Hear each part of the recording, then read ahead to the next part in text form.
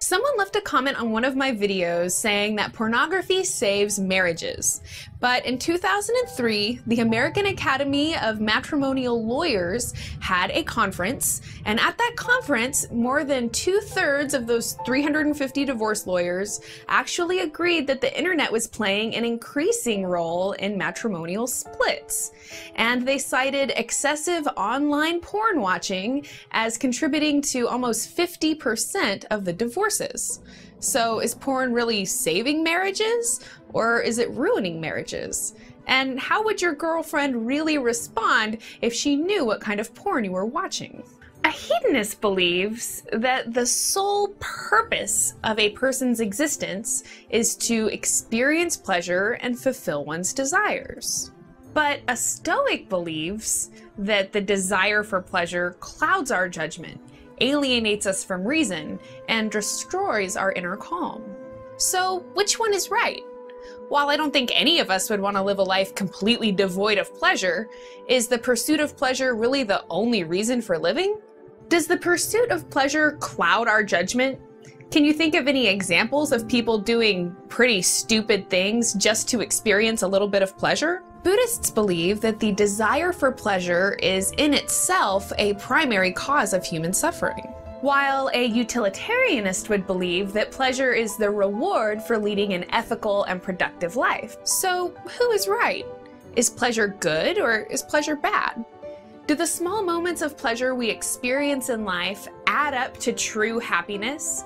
Or do people who crave excessive pleasure end up suffering in the end? Certainly a whole host of rules, morals, and laws have arisen out of the question of pleasurable activities. For example, many religions have sought to suppress sexual pleasure and limit sexual activity. In some cases, they even go so far as to require complete celibacy of both the practitioners and the parishioners.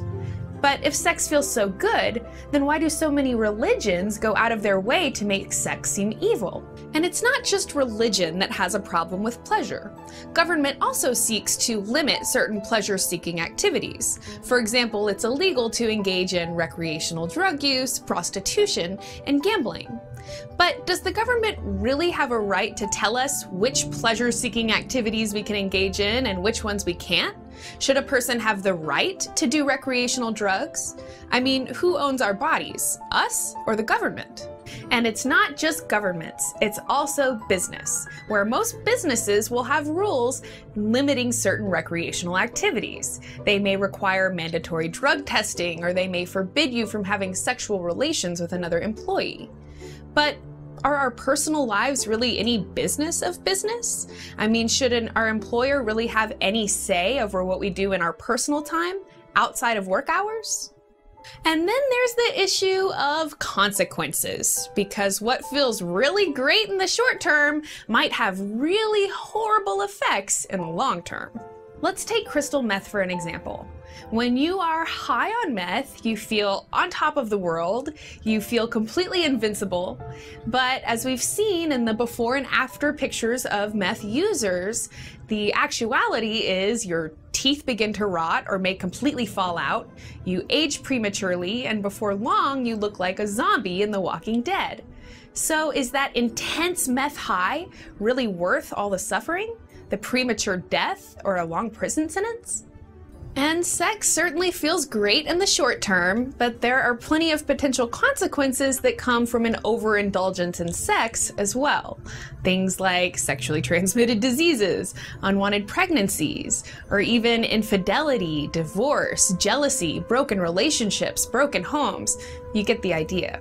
It's estimated that 1 in 5 people have herpes, so this is a great example because while they were having sex, I'm sure the sex felt really, really great. But the herpes, not so much.